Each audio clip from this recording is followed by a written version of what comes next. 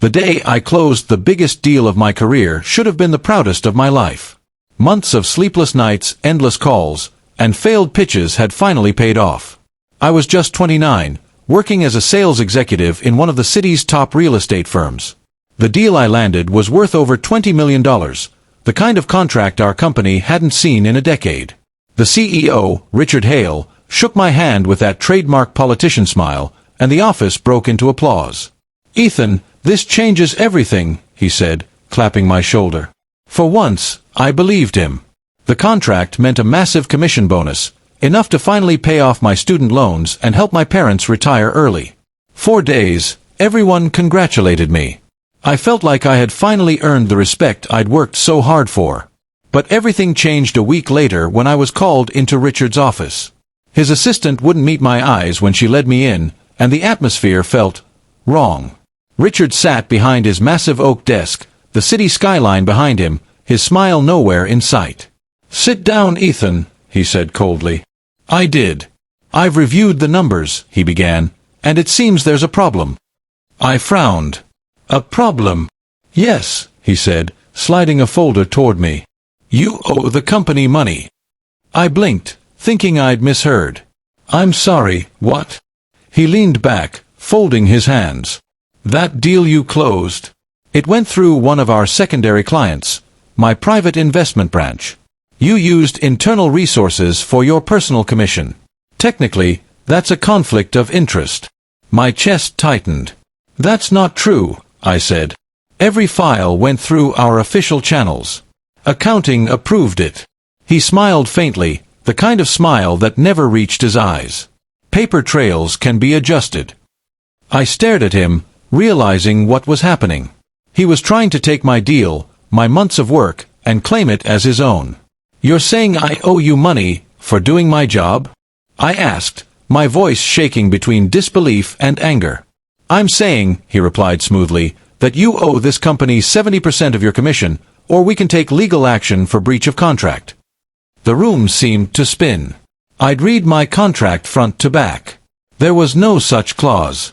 He was bluffing, and he knew it. "Why are you doing this?" I asked quietly. He stood up, adjusting his cufflinks. "Because, Ethan, you forgot your place. No one gets ahead here without my permission." His words hit harder than I expected. I walked out of his office feeling humiliated, furious, and betrayed. That night, I barely slept. But instead of breaking, I started digging. I reviewed every email, every timestamp, every approval form. I found one document he hadn't expected me to save, the original client correspondence, showing he'd tried to reroute the deal to his private account before I signed it. He'd been planning to take credit from the start. The next morning, I contacted the company's legal department. Not the internal one Richard controlled, but the corporate oversight board for our parent firm. I sent them everything. Emails, memos, proof. They told me to keep quiet while they investigated. 2 weeks later, Richard called an emergency meeting. He looked calm, but his eyes betrayed him. The board's representatives were present, sitting silently as he spoke about internal confusion.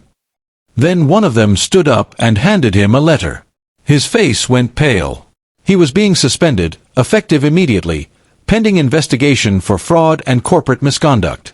The room erupted in whispers. Richard glanced at me across the table, fury in his eyes, but I didn't look away. When the meeting ended, one of the board members approached me privately. "You did the right thing," she said. "It takes courage to stand up for integrity." A month later, the official announcement came. Richard had been fired, stripped of his position, and banned from working in the industry for 5 years. The company issued me a formal apology and reinstated my full commission, plus a promotion. I didn't feel victorious, just free. On my first day as senior regional director, I walked past Richard's old office. The blinds were closed, the nameplate gone. I thought about how he'd once told me I'd never get ahead without his permission. He was wrong.